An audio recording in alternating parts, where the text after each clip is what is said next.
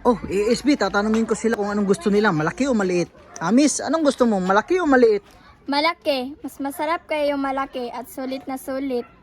Bakit? Masarap kasi yung ice candy malaki tapos malamig pa sa bibig. Ice candy pa lang gusto niya. Ikaw, miss, anong gusto mo? Ako, maliit para mabilis malunok. Bakit gusto mong maliit? Parang candy, mabilis malunok kasi ang liit. Ay, candy lang pala. Ikaw, miss, Malaki kasi mabubusog ka pa at masarap pa. anong ibig sabihin ng malaki? Kasi kapag unti lang pera mo, hindi ka mabubusog at hindi ka masasarapan. Gusto pala niya palang malaking pera. Ikaw? Gusto ko ng malaki kasi gusto ko ng masikip. Ha? Ano? Gusto ko ng masikip kasi parang masikip na damit kasi yung mga damit ko ay mga Maluwag na. oversize o mga luag. Kaya pala. Ikaw, miss, Sa akin is maliit. gusto mong maliit?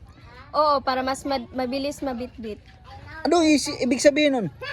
Mas mabilis mabitbit yung bag. Bawal pala.